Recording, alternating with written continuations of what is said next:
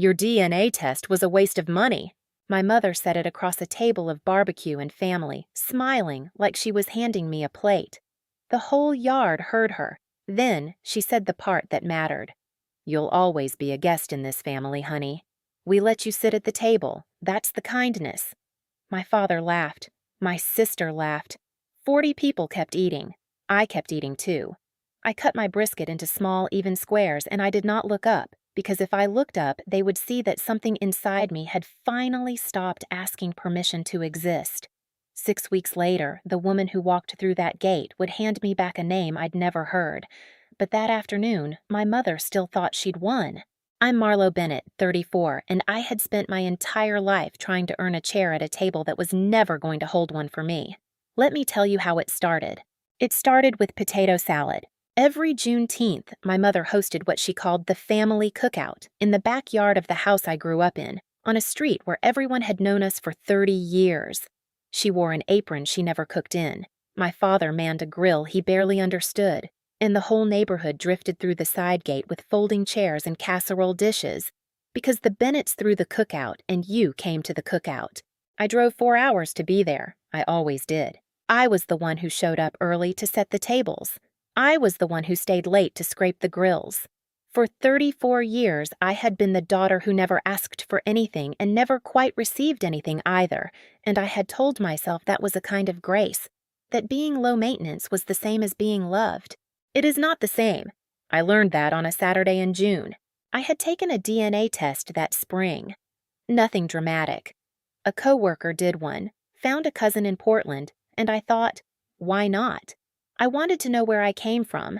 I wanted, if I'm honest, to find some thread that tied me to these people who had raised me, because I had spent my whole life feeling like a word in a language no one in my house spoke. The results came back 2 weeks before the cookout. I hadn't looked closely. I'd been busy. The little envelope icon sat unopened in my email, and I figured I'd read it over the holiday weekend. Maybe show my mother. Maybe we'd laugh at how Irish we turned out to be. I made the mistake of mentioning it at the table. I did one of those ancestry things, I said, passing the corn. Came back last week. My sister Bryn looked up first. She's 2 years younger, the one who got the wedding with the harpist, the one whose kids my parents drove 3 hours to watch on weekends. Why? She said. Would you waste money on that? I was curious. About what? My mother set down her fork. She has a way of going very still before she says something cruel, the way the air goes still before weather. Sweetheart, you already know exactly who you are. You're our Marlowe. What's a test going to tell you that we haven't? And there it was, the smile, warm as a knife left in the sun. I should have let it go. I want you to understand that I tried. But I'm going to stop here because the thing that happened next at that table is the reason I'm telling you any of this at all. Before I go any further, if your chest is already tightening, if some part of you knows exactly what that table feels like, take 1 second and like this video and subscribe, because there are people who need to hear how this ends and they can't find it unless you do. And tell me in the comments where you're listening from and what time it is there right now. I read every single one. It helps me know I'm not talking into the dark. Now let me take you back to that table because my mother wasn't finished. It's just, my mother went on, loud enough for the neighbors, I don't understand spending good money to find out you're related to strangers, when you've got a whole family right here who took you in. Took you in. 3 words. I felt them land somewhere under my ribs, in the old place, the place that had been bruised so long I'd stopped noticing it was a bruise. Took me in, I repeated. You know what I mean. She waved her hand. Raised you, fed you, gave you everything. She turned to the table, to the neighbors and the aunts and the church friends, and she laughed her hostess laugh. This one, always so dramatic over nothing. My father, at the grill, didn't even turn around. Let it go, Marlowe, he said to the smoke. Your mother's been on her feet all day. So I let it go. That was my whole life in a sentence.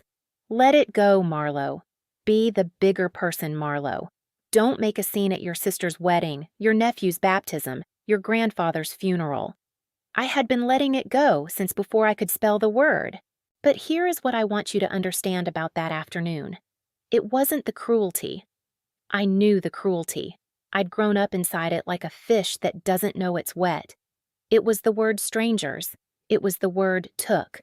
Because for the first time in 34 years, sitting in that yard with brisket grease on my fingers, I heard my own mother describe me as a thing that had been acquired. And some quiet locked door in the back of my mind opened half an inch. I didn't cry. I want that on the record.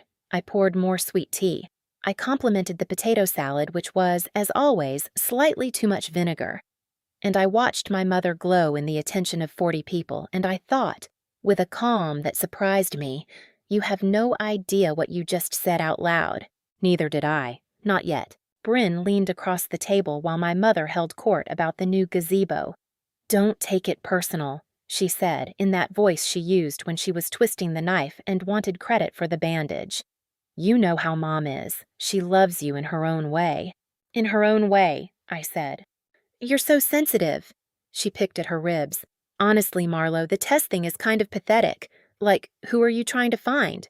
We're right here."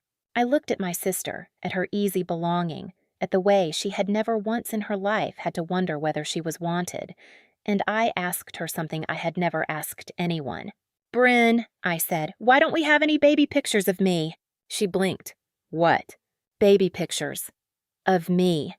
You've got a whole wall of yours. The hospital one, the bath one, all of it. Mom did a scrapbook." I kept my voice level. "I've got nothing before I was about 4, not one photo." For just a second, less than a second, something crossed my sister's face. Not confusion, recognition.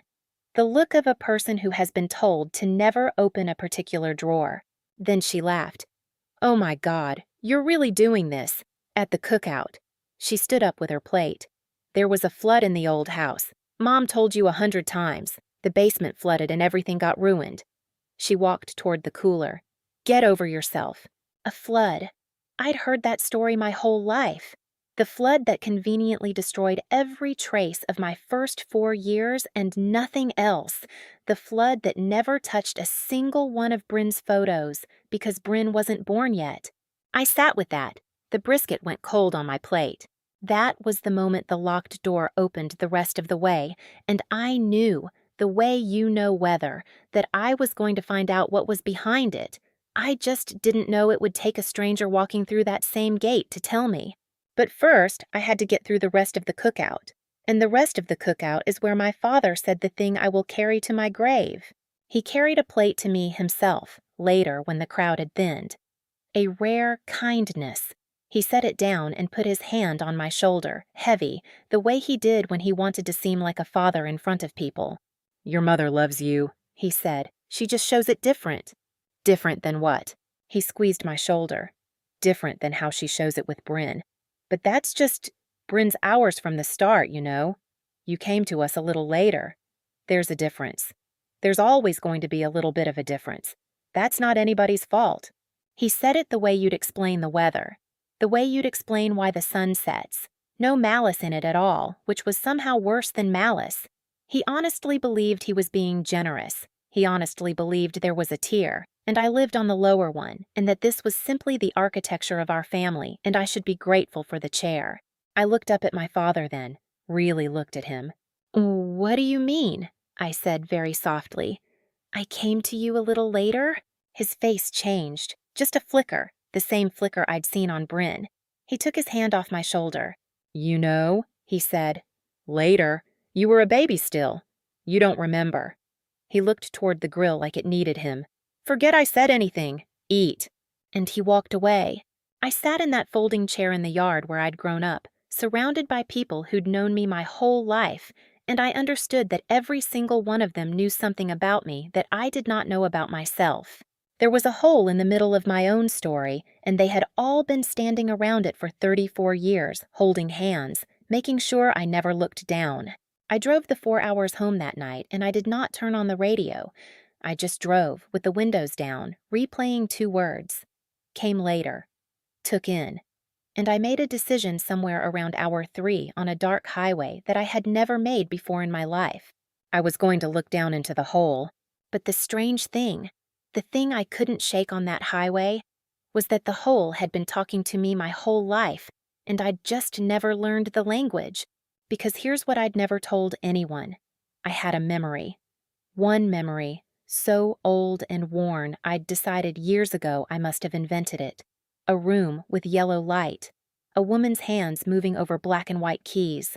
The smell of something burning on a stove, and the woman laughing about it, not upset, laughing and lifting me up onto her lap so I could press the keys too. I'd told my mother about it once when I was maybe 9. I'd said, "I remember a piano. We never had a piano," and my mother's face had done a thing I didn't have a word for then. She'd said, "You dreamed it, sweetheart. You always had a big imagination," and she'd changed the subject so fast it left a mark. You dreamed it. For 25 years I'd believed her. On that highway, doing 80 in the dark, I understood that I had not dreamed it. I had remembered it. And someone had spent a quarter-century telling me my own memory was a dream. I gripped the wheel and I let myself feel, for 1 mile of empty interstate, exactly how much they had taken. Not just photographs, a piano, a pair of hands, a room with yellow light. They had reached into my own head and called the truth a dream. I didn't cry. I was so far past crying I was somewhere clean and cold and clear. I drove. When I got close to home, near midnight, I did something stupid. I called my Aunt Carol, my mother's sister, the one whose number was actually in my phone, the one I'd grown up calling Aunt Carol at every holiday. If anyone outside my parents knew the truth, it was Carol. She was at the cookout. She'd laughed too. She picked up on the 4th ring, groggy. "Marlowe? It's midnight, honey. What's wrong?" "Carol," I said, "I need you to tell me the truth about something, and I need you to do it because you love me, if you ever did." A pause. The kind of pause that has a held breath inside it. "What are you talking about?" "Where did I come from? Before Mom and Dad? Where was I?" The line was quiet for so long I thought she'd hung up. Then, very softly, in a voice I'd never heard from her, "I can't talk about this. Gwen would never forgive me." "Carol, please." "Honey, listen to me." Her voice dropped to almost nothing, like someone might be in the next room. "I love you. I always have. But there are things in this family that we agreed, that we all agreed, and it is not my place. You go ask your mother. You make her tell you, but you did not hear one word from me. Do you understand? Not one word." And then she did hang up. We agreed. All of us. There it was again, from a second mouth. Not a secret one person was keeping. A pact. My whole extended family had signed something decades ago, and the contract was my ignorance. I sat in my parked car outside my apartment with the engine ticking as it cooled, and I understood that I was not investigating one woman's lie. I was the only person in my entire family who didn't know the most important fact about my own life. They had all been to the meeting. I was the only one who'd never been invited. The first thing I did when I got inside at 1 in the morning was open the email I'd been ignoring for 2 weeks. The DNA results. I sat on my kitchen floor with my back against the cabinet and I read the whole thing. And it broke open the rest of my life. It wasn't the ethnicity breakdown that did it. I barely glanced at that. It was the section the site calls relatives, the list of people whose DNA matched mine, ranked by closeness with little labels. Second cousin, third cousin, a whole tree of strangers in states I'd never visited. And at the very top, above all of them, one match flagged in a different color, the site's highest confidence band. The label said, Aunt, not Bryn's aunt, not my mother's sister, Carol, whose number was in my phone. A name I had never seen. A woman named Delphine Marchetti, age 71, living 2 hours away in a town I'd driven past 100 times. I stared at that name on my phone screen on my kitchen floor at 1 in the morning. Delphine Marchetti, an aunt. Closer to me, genetically, than anyone in my family had ever turned out to be when I'd quietly checked their results too. Because here is the thing I hadn't told anyone. My mother had taken the same test years ago for the church group. So had Carol. Their results were public, and when I pulled them up that night, hands shaking, and ran the comparison the site offered, the screen told me what no one in my house had ever said. Gwen Bennett, my mother, was not related to me at all. Not a cousin, not a half anything, a zero. The kind of zero you get between two people who have never shared a single ancestor. I had grown up calling a stranger mom. I sat on that floor until the sun came up. I didn't cry. I think I was past crying, in some country beyond it. I just held the phone and looked at the name Delphine Marchetti and the word aunt, and I thought, somebody in the world is actually related to me, and she's 2 hours away, and she's 71, which means she remembers. Before I tell you what I did with that name, pause for 1 second. If your family raised you and you found out at 34 that you didn't know your own beginning, what would you do? Would you call? Would you drive there? Would you be able to breathe? Tell me below. I really want to know, because I'm not sure I made the right choice, and I made it before sunrise. I didn't call Delphine Marchetti. I want to be honest about why. I was afraid. I'd just learned that the family I had was made of glass and lies, and I was terrified that if I reached toward the only blood relative I'd ever found, she'd turn out to be glass, too. So I did the cowardly, careful thing. I researched her. She was a retired music teacher, widowed. 1 son, gone. I found his obituary, a car accident, 20 years back. She lived alone in a yellow house with a porch swing that showed up in a real estate photo from when the place next door sold. She had a sister once. The sister had died. The sister's name was Renata Marchetti. I don't know how to explain what happened in my body when I read that name. I'd never heard it before in my life. And yet something in me leaned toward it the way a plant leans toward a window. Renata. I said it out loud in my empty apartment. Renata Marchetti. And I started finally to cry, for a woman I'd never met and a name I'd never been told, and I didn't even know yet that it was mine to grieve. I didn't reach out for 3 weeks. I told myself I was working up the courage. The truth is, I was building a case, the way I build everything, carefully, with documentation, because I'm a paralegal by trade and I trust paper more than people. I trust paper more than people because paper has never once told me I was a guest. What I found in those 3 weeks did not come from Delphine. It came from my own family, and they handed it to me without knowing. It started when my mother called, 2 days after the cookout, sweet as pie. "I hope you're not still sulking," she said. "You embarrassed me, you know, asking about photos in front of everyone." "I'm not sulking." "Good, because Bryn's having the nursery painted and we could use you this weekend. You're so handy. Your father's no good with a brush." There it was. The whole machine of my life in one phone call. Insult, then summons. They needed something, so I was useful, so I was loved. I had spent 34 years answering that call. "I can't this weekend," I said. Silence. My mother is not used to no. "Excuse me?" "I have plans." What plans?" "You don't have plans." "Marlowe." Her voice dropped into the register that had ruled my childhood. "Don't be difficult. You know your sister can't do these things herself. She's got the babies, and you've got all that free time. You don't have a family of your own to—" She stopped, but not fast enough. I heard the rest of the sentence in the silence. A family of my own, because the one I had wasn't mine. "Mom," I said, "who was Renata?" The line went so quiet I could hear my own pulse. "What did you say?" Not a question, a door slamming. "Renata Marchetti. I want to know who she was." "I don't know what you're talking about." But her voice had changed. The hostess was gone. Underneath it was something I had never once heard from my mother in 34 years. Fear. "Where did you hear that name? Who told you that name? So you know it. You listen to me." She was almost whispering now, fierce, fast. "You leave that alone. You hear me? Whatever you think you found, you leave it in the ground where it belongs. That woman is dead and she has nothing to do with you. We are your family. We are the ones who stayed." We are the ones who stayed, as if someone else had wanted to. "Why don't I have baby pictures, Mom?" She hung up on me. I sat there holding the dead phone, and I understood that I had just confirmed everything. You don't hang up over a stranger. You don't whisper leave it in the ground over a name that means nothing. My mother had just told me, by refusing to, that Renata Marchetti was the hole in the middle of me. So I stopped being careful. I drove to the county records office on my lunch break the next day, and I requested my own birth certificate. Not the one in my mother's safe deposit box, the one I'd seen my whole life, with Gwen and Russell Bennett listed as mother and father. I requested the original.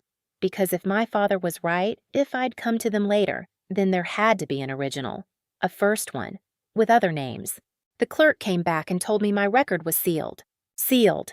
There's only one reason a birth record gets sealed in this state, and the clerk, kind woman, said it gently, like she'd said it before to people standing exactly where I was standing.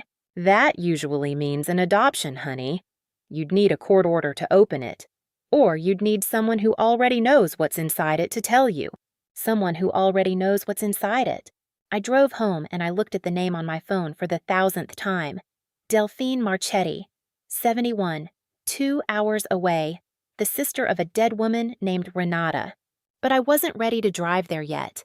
I'm a paralegal. I don't walk into a room without knowing what's in it. So before I knocked on a stranger's door and asked her to break my heart, I spent a week doing the only thing I knew how to do. I built the file. I started with the obituary I'd already found. Delphine's son, dead 20 years in a car accident. I read it 3 times before I caught the detail at the bottom. He was survived by his mother, Delphine, and predeceased by his aunt, Renata Marchetti, and his cousin. The word cousin stopped me cold. There'd been another child, Renata's child, me. The obituary, written 20 years ago, had listed me as a cousin who survived, without a name, because by then I didn't have the name they'd known me by. I was a blank in my own family's grief. I pulled the county property records next.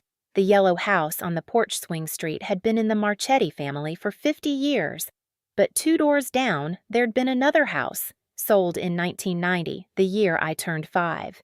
The seller's name was a name I knew, Gwen Bennett's maiden name. I had to read it twice. My adoptive mother had grown up 2 doors down from my birth mother. They weren't strangers who met at a hospital chapel. They were neighbors. They'd known each other their whole lives. The couple who volunteered at the hospital story, whatever Delphine was going to tell me, was already cracking because you don't volunteer your way into a private adoption of the little girl from down the street. You engineer it. I sat with that for a long time. The cruelty kept getting older. It hadn't started at a hospital bedside. It had roots going back decades, into a childhood street, into whatever my adoptive mother had wanted and watched another woman have. Then I found the thing that made my hands go cold. A digitized notice in the legal announcements archive, the kind newspapers used to run for pennies. A petition for name change, 1990. In the matter of a minor child. The old name was redacted in the scan. The new name was not. Marlowe Bennett. There it was, in newsprint, the moment they'd unnamed me. A legal notice the size of a postage stamp run in a paper 200 miles from where I grew up, in a town no one I knew would ever read. They hadn't just changed my name. They'd announced it in the one place they were certain no one who loved Renata would ever look. I think you already know what was inside that sealed record. I think you knew before I did, but I had to hear it from someone who'd been there, and there was exactly one person left alive who had. And just when I'd finally worked up the nerve to drive to that yellow house with the porch swing, my family found out what I was doing, and they did the thing families like mine always do when the wall starts to crack. They came at me all at once. It was Bryn who called first, and Bryn doesn't call. "What are you doing?" she said. No hello. "Mom's a wreck. Dad won't talk. You called some woman? You went to records? Are you out of your mind?" "I went to get my own birth certificate, Bryn. People do that. You're tearing this family apart over a flood and some photos." "There was never a flood." She went quiet, then lower. "Marlowe, whatever you find, it doesn't change anything. We're still your family. You're still my sister. Why isn't that enough for you?" And God help me, for one moment, it almost worked, because that was the dream, wasn't it? That was the only thing I'd ever wanted, to be enough. To be sister, daughter, real. "Bryn," I said, "are we sisters? Are we actually sisters?" The pause told me everything. My own sister couldn't say yes. "You're my sister in every way that counts," she finally said, which is the sentence you say when the answer to the real question is no. Then my father got on the phone. I didn't know he was there, and his voice was thick. "You're hurting your mother. 29 years we raised you, fed you, clothed you, sat up nights when you had the fever. And this is the thanks. Digging. 29 years, I was 34. I caught it the same second he did. The number didn't match. He'd said 29 years of raising me. I was 34 years old. Dad, I said slowly, how old was I when I came to you? He hung up too. They were dropping like dominoes, each one slamming a door, and every slammed door was a confession. 5 years old. I had been 5 years old. Old enough, the records clerk had told me when I called her back that I would have been told things about my own life and then taught, carefully, lovingly, brutally, to forget them. Old enough to remember a yellow house, maybe, a porch swing, a woman's hands on a piano. Old enough to have called someone else mama before they gave me a new word and a new face and a flood that washed away the proof. Before I drove to the yellow house, I went to see my father. Alone. I want to tell you about it because it's the closest any of them came to a confession before the whole thing blew open, and because it's where I stopped feeling sorry for him. I caught him at the hardware store on a Saturday morning, the way I'd caught him 100 times as a kid, tagging along while he bought screws he didn't need. He saw me in the paint aisle and his whole body sagged, like a man who'd been waiting for a bill to come due. You shouldn't be here, he said. You said 29 years, Dad, on the phone. You said you raised me 29 years. I'm 34. He didn't answer. He picked up a paint stirrer and put it down. Renata Marchetti, I said. Say her name, just once. Say you knew her. And my father, who had carried me on his shoulders, who had taught me to ride a bike, who I had loved with the desperate, uncomplicated love of a child who'd already lost one parent and didn't know it. My father looked at the floor of a hardware store and said the truest thing he ever said to me, I didn't want to do it. His voice was low and flat. I want you to know that. The moving, the name, all of it. That was your mother. Renata barely cold and Gwen had us packed in 3 weeks. I said it was wrong. I said the woman wanted us to keep her sister in the girl's life. We promised. And Gwen said... He stopped. Said what? She said if Delphine ever got near you, you'd always have a foot out the door. You'd never really be ours. She said a child can only have one mother, and she wasn't going to spend her life as the runner-up. He set down the screws he'd been holding. So we left, and I let her. Every year I let her, because by the time I knew it was a sin, undoing it was a bigger one. He finally looked at me. I'm not asking you to forgive that. I'm just telling you it was the worst thing I ever did, and I did it by standing still. I did it by standing still. That was my father, exactly. A good man who'd watched a cruelty happen for 34 years and called his silence kindness. He hadn't held the eraser. He'd just handed it over and looked away, every single time, including the time at the cookout when he told me there'd always be a difference, and that wasn't anybody's fault. It was somebody's fault, I told him. It was both of yours. Hers for doing it, yours for letting her. You don't get to be the gentle one in this story, Dad. There isn't a gentle one. I left him in the paint aisle, and on the drive home, I understood that there'd be no version of this where one of them was secretly the good guy who'd save me at the end. The cavalry wasn't coming from inside that house. If I wanted my real family, I was going to have to go get them myself. Before I drove to that yellow house, and I did drive there, I want you to know I finally drove there. I need you to understand what they did. They didn't just adopt a child. People adopt children every day and tell them the truth and love them whole. My family took a 5-year-old who had a name and a mother and a memory, and they erased all 3. And then for 34 years, they made me feel like a guest in the only family I was allowed to remember, while they sat on the existence of the family that was actually mine. That is the cruelty. Not that they took me in, that they took me from.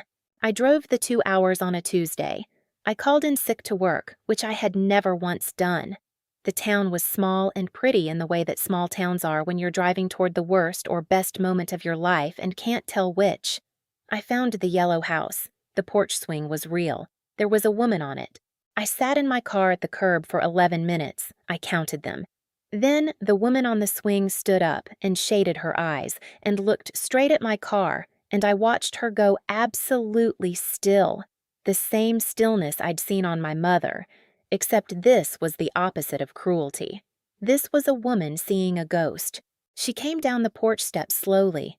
She was small and silver-haired, and she walked with a cane, and she did not stop until she was at my car window, and when I rolled it down, she looked at my face for a long, long time, and her eyes filled, and she said the name. "Renata," she whispered. "Oh my God, you have her exact—" She put her hand over her mouth. "You're hers. You're Renata's girl. You're—" And then she said the name on my original birth certificate, the name I was born with, the name they sealed in a courthouse and drowned in a fake flood and never once let me hear. "You're Marielle," she said. "You're little Marielle. They told us you were gone." I want to stay in that moment for a second because pause. If you've ever found one person who knew the truth about you when everyone else was lying, you know there's no word for it. If you're still here with me, if this is hitting you somewhere real, hit subscribe so the next person who needs this story can find it too. Now let me tell you what Delphine Marchetti told me on that porch swing, because it changes who the villains in this story really are. She made me tea. Her hands shook the whole time. She kept looking at me and looking away, like I was too bright to see directly. Renata Marchetti was her younger sister. Delphine was the practical one. Renata was the musician, the dreamer, the one who fell in love with the wrong man and had a baby alone at 30 and named her Marielle after their grandmother. "She had nothing," Delphine said, "but she had you, and she thought the sun rose because of you. When I was 4, Renata got sick, the fast kind. 6 months from the diagnosis, and Renata, terrified and alone and running out of time, did the thing that destroyed everything. She wanted you to have a stable home," Delphine said, "a 2-parent home, a house, everything she couldn't give you. There was a couple at the hospital, volunteers, they did the chapel flowers, Gwen and Russell. They couldn't have a second child, and they wanted one so badly, and they were so kind to Renata at the end." So kind. Delphine's mouth twisted. Renata signed papers. A private arrangement. She made them promise. Promise that you'd know her. That you'd visit. That you'd grow up knowing your mother loved you and didn't leave because she wanted to. "You knew them," I said. "Before. Gwen grew up 2 doors down." Delphine's cup stopped halfway to her mouth. "You found that?" "I found that." She set the cup down very carefully. "Then you understand more than I thought." She looked out at the street, at a house 2 doors down that I now knew had once belonged to my adoptive mother's family. Gwen Pruitt. That was her name then. She was 3 years older than Renata, and she wanted everything Renata had and never seemed to notice she had it. The pretty one, the musical one, the one boys followed home. Gwen married Russell Young, and they bought the house in the new development, and everyone said how nice, how settled. And then they couldn't have the second baby they wanted, and Renata had a baby by accident and loved her like the sun. Her voice thinned. "Gwen used to come around when you were little, bring casseroles, hold you. I never liked the way she held you, like she was trying you on." "The casserole. Of course, my mother's whole language was casseroles." "And then she died," I said. "And then she died." Delphine looked at her hands. Renata got sick that spring, and Gwen was there for every minute of it, driving her to treatments, sitting up nights. I thought, finally, the woman has a heart. I was grateful to her. God forgive me. I was grateful. She pressed her lips together. Renata was terrified about what would happen to you, and Gwen was right there, every day, saying, let us. We'll give her everything, and you'll be her godmother. You'll see her every Sunday. We'd never keep her sister's child from her sister." And Renata signed. She made them promise. She made them promise in front of me, holding my hand and Gwen's hand at the same time, that you'd grow up knowing your mother loved you, that I'd be in your life. Her eyes came up to mine, and there was a 30-year-old fury under the grief now. And the day after the funeral, they were gone. Moved. New town, new phone. The house 2 doors down went up for sale within the month. We never got an address. I hired a man once to look. I didn't have much money. I sold Renata's piano to pay him, and he found a sealed adoption and a child renamed Marlowe and a family that had told the new neighbors you were theirs from birth. She finally looked at me full on, and the grief in her face was 30 years old and still bleeding. They didn't just take you, they took you from us, and they made it so you'd never know we existed. I have written you a birthday card every single year. I have a drawer full of them. I never had anywhere to send them. A drawer full of birthday cards for 30 years. I thought I had cried already on that kitchen floor. I hadn't, not like this. Here is what I understood, sitting on that porch swing with my aunt. My actual aunt. The only blood I had left in the world. My mother hadn't lied to protect me. My father hadn't called me a guest out of clumsy honesty.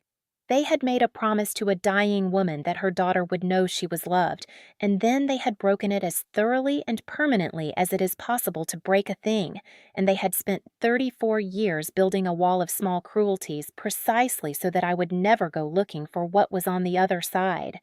Every time my mother called me dramatic for wanting to belong, she was guarding the lie. Every "you came to us a little later" was a brick. They didn't fail to love me. They love Bryn fine. They simply could not love the evidence of what they'd done. And I was the evidence. I had been the evidence for 34 years. Delphine went inside, slow with her cane, and came back with a shoebox. Inside were the birthday cards, 30-some of them, sealed and dated and never sent. And underneath the cards, a photograph. A young woman at a piano, dark-haired, laughing, with a little girl of about 3 on her lap. The little girl had my exact face. "That's the only picture I have of the two of you," Delphine said. "I made a copy years ago, in case the original ever. I have copies of everything now. I learned my lesson about people who make things disappear. I held the photograph of my mother and me, the only baby picture of myself I had ever seen, and there was no flood in it. There was just a woman who had loved me, and a little girl who had no idea what was coming." "Ah, there's a piano," Delphine said quietly. "I told you I sold Renata's to pay the man who looked for you, but my son, my Daniel, he saved up and bought me an upright, years later, when he saw how I missed having one in the house. It's the only thing of his I kept tuned." She pushed herself up on the cane. "Come." She led me into a back room. An old, upright piano stood against the wall, the wood worn pale where hands had rested for decades. And the moment I saw it, the moment I smelled the particular smell of old felt and wood and lemon polish, something in my chest came loose that had been knotted my whole life. The yellow light, the black and white keys, the smell. "I remember this," I said, and my voice didn't sound like mine. "Not this one. But a room like this, a piano, yellow light. I told my mother once, and she said I dreamed it." Delphine's hand found the back of a chair. "You didn't dream it," she said. "You spent every Sunday of your first 4 years on Renata's lap at a piano just like this. You used to bang the low keys and call it thunder." Her eyes spilled over. She called you her little thunder. Little thunder.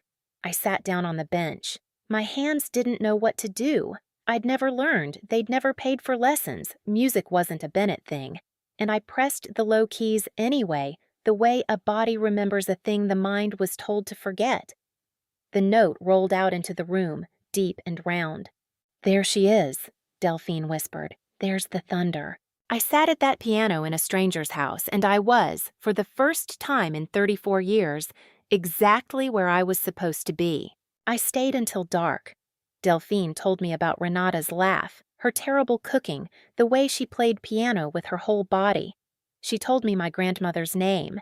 She gave me the shoebox and the photograph and a thermos of soup for the drive, and she stood on the porch and watched my taillights all the way down the street. The way you watch something you've already lost once and can't believe you're losing again, even gently. I drove home with my real mother on the passenger seat in a shoebox. And somewhere on the highway, the grief turned into something with a harder edge because I realized that my parents, the people who raised me, did not yet know what I knew. They thought I was still digging. They thought there was still a wall. There wasn't a wall anymore. There was just the truth and a date on the calendar where the whole family would be in one place. Bryn's twins were being baptized in 3 weeks. The whole extended family, the neighbors, the church. The same audience that had watched my mother call me a guest was going to be in that room. I'm not a vengeful person. I want you to understand that. I didn't drive to that church to destroy anyone, but I had spent my whole life being told to let it go, be the bigger person, don't make a scene. And I had finally found the one thing none of them could let go of because it was true, and it was mine, and I was done pretending I didn't know my own name. Except they were not going to let me have even that. Because 2 days after I drove home with the shoebox, my family stopped slamming doors and started fighting back. And for one terrible week, they almost won. It started with a letter, not a phone call. A letter on the letterhead of a lawyer, a man my father golfed with. It was a single page, and it was very polite, and it told me, in the careful language men use when they're frightened, that any statements regarding the family that proved to be false or defamatory would be addressed accordingly, and that the family was concerned about the influence of an elderly, isolated woman whose recollections may not be reliable. An elderly, isolated woman whose recollections may not be reliable. They were going to make Delphine the crazy one. That was the play. 71, widowed, lost her son, lives alone. Of course she'd invent a niece. Of course a grieving old woman would attach herself to a stranger and call her Renata's girl. It's almost sympathetic the way they'd framed it. It's almost kind. And it would work because that is exactly what the world is willing to believe about a lonely old woman, and exactly what my family had spent 30 years training everyone we knew to believe about me, that I was dramatic, that I imagined pianos, that I made things up for attention. I called Delphine that night shaking, and she said something I will keep for the rest of my life. Let them say I'm crazy, baby. Let them. I've been called worse, and I've still got the cards. A pause. But you have to decide something now, because if you do this, they will say it about you too. They'll say you're unstable, that you broke up the family, that you turned on the people who raised you. You'll lose them all in one afternoon. The neighbors, Carol, Bryn, every Christmas you've ever known. Are you ready to be the crazy one to 100 people who watched you grow up? And here is where I almost folded, because that was the trap, wasn't it? That was the trap my whole life had been. To keep the table, all I had to do was sit down quietly and never say the name. To keep 100 people who'd known me since I was 5, all I had to do was agree that my own memory was a dream. For 3 days, I did nothing. I want to be honest about that. For 3 days, the letter sat on my counter, and I thought, maybe Bryn's right. Maybe it doesn't change anything. Maybe a fake family is better than no family. Maybe I should just take the chair. I almost called my mother and said I'd let it go. I had the phone in my hand. What stopped me was the piano. I'd asked Delphine to send me the recording, an old cassette her son Daniel had made of Renata playing decades ago that she'd had digitized. I put it on at 2 in the morning on the 3rd night, sitting on my kitchen floor again, in the same spot where this all started. And I heard a woman play, and I heard a child in the background laughing, banging the low keys over and over, the deep, round notes rolling under the melody. And I heard the woman laughing too, and saying a name, and saying a word. Marielle. Play the thunder, Marielle. Play Mama some thunder. The little thunder. The low keys I'd pressed on Delphine's upright without knowing why my hands went there. It was on the tape. The exact thing. A 30-year-old recording of a 4-year-old me making thunder for a mother I'd been told I invented. I had been told that was a dream. It was a recording. It was real. There was a child on that tape, and the child was me, and the name was mine, and the thunder was mine, and none of it, not 1 second of it, had ever been a dream. I picked the lawyer's letter up off the counter, and I read it one more time, and I understood that it wasn't a threat. It was a confession. You don't hire a lawyer to deny something that didn't happen. You hire a lawyer to bury something that did. I was done being buried. The week before the baptism, the family made their last attempt. And this is where it almost worked again, because this is where they stopped attacking and started begging, and begging is so much harder to walk away from. My mother came to my apartment. She had never once been to my apartment. She stood in my doorway, smaller than I remembered, and she'd brought a casserole, as if a casserole could fix it. "Can I come in?" she said. I let her in. I don't know why. Maybe because some 5-year-old in me still wanted to. She sat at my kitchen table. The same table I'd sat under as a child, the one piece of furniture that had come with me through every move, and she put her hands flat on it and she started to cry. Real tears, I think. I'd never seen them. "I know you went to see that woman," she said. "Her name is Delphine. She's my aunt." My mother flinched. "I am your mother. You raised me. That's not the same thing, and you've spent 34 years making sure I knew it." I sat down across from her. "You called me a guest at the cookout, in front of everyone. I didn't mean—" "You meant it. You've always meant it. I just never understood why, until now." I put the shoebox on the table between us. I didn't open it. I didn't need to. "Renata signed papers because you promised her I'd know her. You promised a dying woman. And then you took me 2 hours away and told everyone I was yours from birth and invented a flood to explain why I had no past. And every time I felt like I didn't belong, you punished me for noticing." My mother's face did something complicated. The hostess mask, the fear, and underneath all of it, finally, the thing she'd been hiding for 3 decades. "You were 5, she whispered. "You cried for her every night for a year. Every night. You'd wake up screaming mama and I'd come in and you'd look at me and you'd be so disappointed that I wasn't her." Her voice cracked. "Do you know what that does to a person? To love a child who's grieving someone else? Who looks at you and you're the wrong one?" And there it was. The one near human moment. The one piece of her I could almost understand. "So you decided to make her disappear," I said, "so I'd stop looking past you." "I decided," my mother said, "to give you a clean start, a real family. I thought if you didn't remember, you wouldn't hurt." "You didn't do it so I wouldn't hurt." I kept my voice level. This was the calmest I had ever been in my life. "You did it so you wouldn't. You couldn't stand being second to a dead woman, so you killed her twice. Once when you let everyone think I was yours, and again every single day you let me believe I was a guest who hadn't earned a chair." My mother had no answer for that. There isn't one. "Don't come to the baptism," she said finally, begging now. "Please, whatever you're planning, don't do it in front of everyone. Your father's heart, Bryn's babies. Please, Marlowe, we can talk privately. We can—" "I'm not planning anything," I said, and I meant it. "I'm just going to be there, as myself, with my real name. And if anyone asks me about my mother, I'm going to tell them the truth. That her name was Renata Marchetti, that she played piano, and that she loved me so much she gave me away to people she trusted to keep a promise." My mother understood then what I was going to do. I wasn't going to expose her. I was going to stop hiding. And for a family built entirely on my silence, that was the same thing.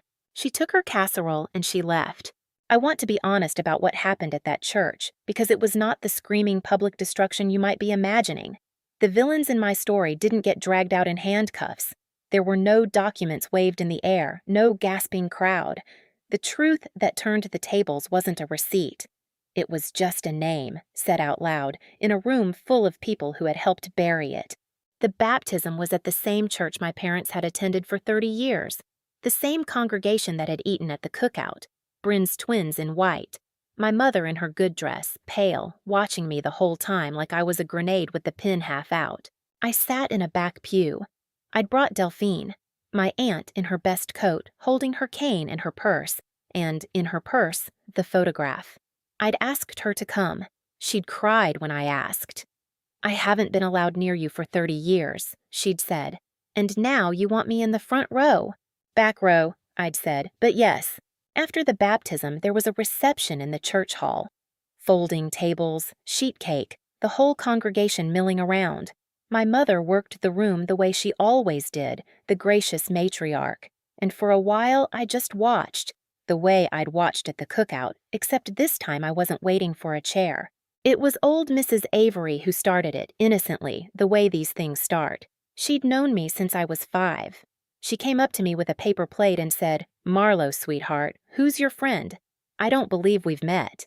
And the whole room sort of turned, the way rooms do. I stood up. My mother, across the hall, went white. And I said, in a perfectly calm voice, the truth I had been forbidden my entire life. "This is my aunt, Delphine Marchetti. She's my mother's sister." A pause. The room not understanding yet. "My birth mother. Her name was Renata. She died when I was 4, and she loved me very much. Silence, the particular silence of 40 people doing math. Mrs. Avery looked confused. But Gwen's your… Gwen and Russell raised me, I said. They adopted me when I was 5. I only found out this summer. They'd never told me. I let that land. My real name is Marielle. I was named after my great-grandmother. You could have heard a pin drop on that linoleum floor. I watched the truth ripple across the room face by face. The neighbors, the church friends, the people who'd laughed at the cookout. And I watched my mother's 30-year performance collapse in real time, because there is no graceful way to explain why you let a grieving child believe she was unwanted rather than tell her she was loved by someone you'd erased. My mother got there first, the way she always did. She crossed the hall fast, the gracious hostess smile snapping into place over the panic. "Oh, honey," she said, loud, for the room. "She's confused. This poor woman has had a terrible time. She lost her son. She's all alone. She found Marlowe online and she's gotten attached, and we didn't want to embarrass her by… Marlowe, sweetheart, you shouldn't encourage this." She actually reached for Delphine's arm, gentle, like you'd guide a wandering patient. "Why don't we get you some water, dear, and call someone to come get you?" It was a good performance. For about 4 seconds, I watched it work. I watched the neighbors' faces soften toward the confused old woman and harden, just slightly, toward me. The crazy one, the dramatic one, right on schedule. Then Carol stood up. My Aunt Carol, who'd hung up on me at midnight, who'd said it's not my place, who'd been to the meeting and signed the pact 30 years ago. She stood up at the end of a folding table with a paper plate still in her hand and her face the color of the tablecloth, and she said, into the quiet, "Gwen, stop it." My mother turned. "Carol." "She's not confused." Carol's voice shook, but it carried. "I knew Renata. I was at the funeral. I held that baby." She looked at me, and 30 years of guilt came up in her eyes all at once. "I'm sorry, Marlowe. I'm so sorry. We let your mother decide, and then it was too late to undo, and every year it got more impossible to… I should have told you when you called me. I should have told you 20 years ago." She set the plate down. "Her name was Renata. The piano's real. Everything she just said is true." The room moved. I felt it move. That physical shift when a crowd stops believing one person and starts believing another. My mother's water and a ride story died in the air, because it's one thing to dismiss a lonely old stranger and a dramatic daughter. It's another when the matriarch's own sister stands up at the baptism and says, "I held that baby." My father stood up from his chair by the cake. "Now hold on," he started, going for the authority that had ruled my childhood. "This is private family." "It stopped being private," I said. "The day you told the whole neighborhood I was yours from birth. You made it public 34 years ago. I'm just correcting the record." Bryn was crying. My mother had her hand over her mouth. And the congregation, the same audience that had watched me get called a guest, was looking at my parents now with something I'd waited my whole life to see aimed in the right direction. Then Delphine stood up, small, shaking, 71 years old. She opened her purse and she took out the photograph and she held it up, not as evidence, not as a weapon, just so people could see. "This is my sister Renata," she said, her voice trembling but clear, "and this is Marielle when she was 3. I have written this child a birthday card every year for 30 years. I never had anywhere to send them." She looked at my mother across the hall.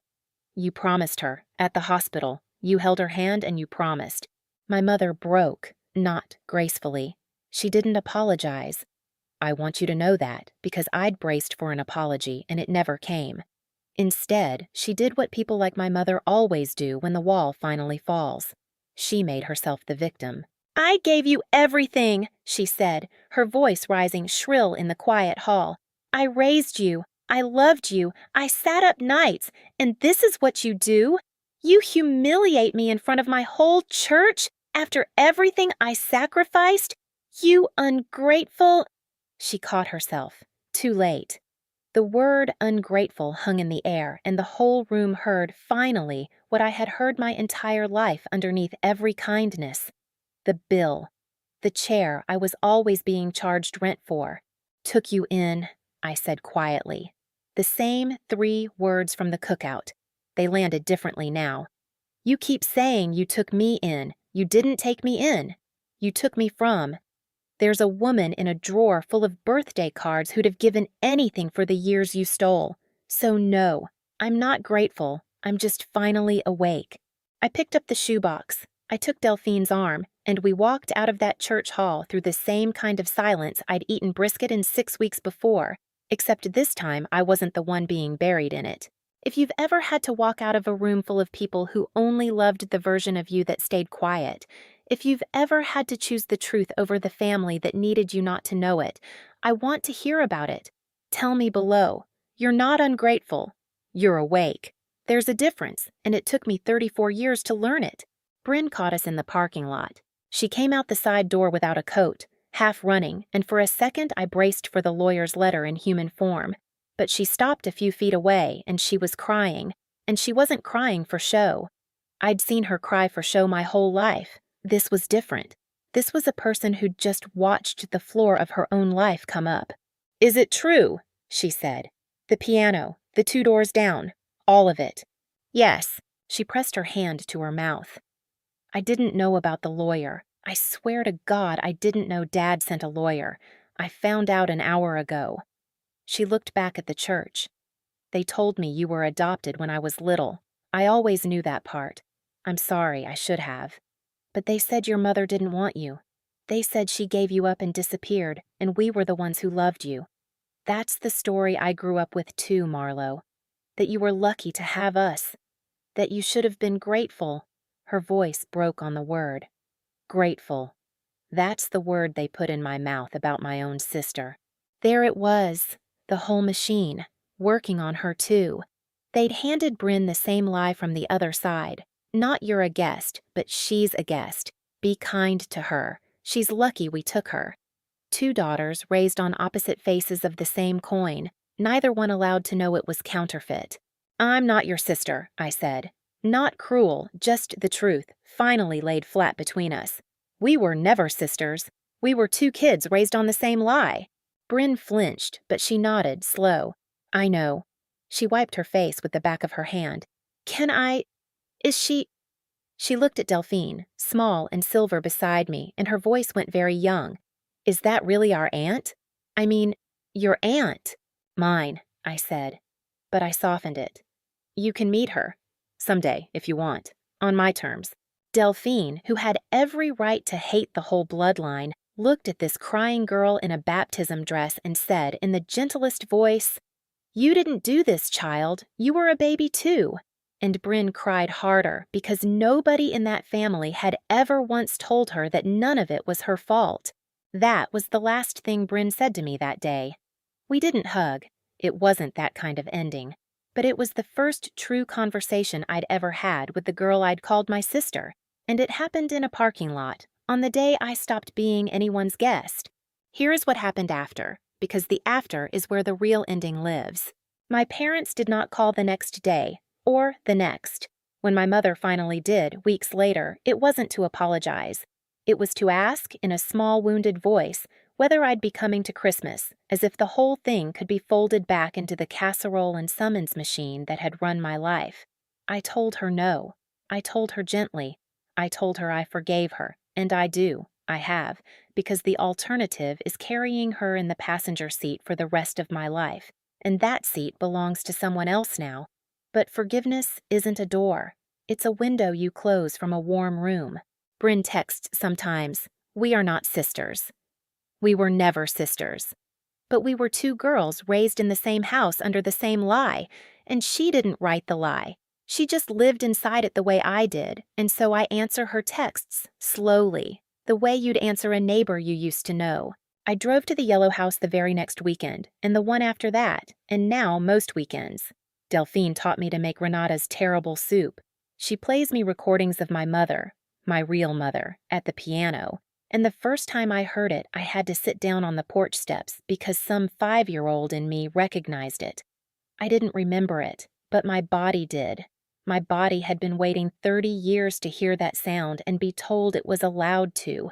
The shoebox of birthday cards sits on my shelf now. I read one a week. I'm catching up on 30 years of being wanted. They're not fancy. Drugstore cards, a few dollars each, in a hand that got shakier as the years went. But she wrote something inside everyone. A little line about her year, like she was keeping me up to date in case I ever came looking. Happy 9th, my Marielle. I planted tomatoes this spring. Daniel says hello. Happy 16th. I think about you when the dogwood blooms. Happy 30th. I'm getting old now, sweetheart, but I haven't stopped. I read them in order, the way you'd read letters from a war, and I'm somewhere in my early 20s now, and I'm in no hurry, because the drawer she filled is the proof I spent my whole life looking for, that somebody chose me on purpose every single year, even when she had nowhere to send it. I had a sealed birth certificate unsealed this fall, with my aunt's help and a court order and my real mother's signature from 1990 that proved who I was the whole time. The name on it is Marielle. I'm keeping Marlowe, too. It's been mine for 34 years, and I'm not letting them erase another name, not even theirs. But on the documents that matter now, I'm Marielle Bennett Marchetti. Both halves. The girl who was given away in love, and the woman who finally went and found out why. People ask me if I'm angry that my real mother gave me up. I'm not. She was dying and alone, and she made the bravest, most heartbreaking choice a mother can make. And her only mistake was trusting the wrong people to keep their word. The anger I had, and I had a lifetime of it, I've put down. Not because they earned forgiveness, because I earned peace, and you can't hold both. For 34 years, I believed I was a guest in my family. The cruel joke, the one I'll never stop turning over, is that I was a guest, just not in the family I thought. I was a guest in a house that had taken me from my real one and changed the locks and the name on the mailbox and told me the road back was a flood. But the road back was a porch swing and a yellow house, and a 71-year-old woman who had never once stopped saving me a seat. If you take one thing from my story, take this. The people who tell you that you're ungrateful for wanting the truth are the people most afraid of what the truth would cost them. You are allowed to go looking for where you came from. You are allowed to walk away from a table that only sets a place for your silence. And you are so allowed to be loved out loud, by name, by people who were waiting for you the whole time. I take lessons now on Delphine's upright, the one Daniel bought her. I'm 34 and terrible at it, and I don't care. Every Sunday I sit down and I find the low keys first, the deep round ones, and I press them until the room fills because my mother called me her little thunder, and I am not going to be quiet anymore. Not at a table. Not in a courthouse. Not ever again. My name is Marielle. My mother's name was Renata. She played piano with her whole body, and she loved me enough to let me go, and it took me 34 years and a DNA test my family called a waste of money to finally come home. I drove 4 hours to a cookout every year to sit at a table that called me a guest. I'll never drive that road again. I drive a different one now, 2 hours north to a porch swing where someone's always glad I came.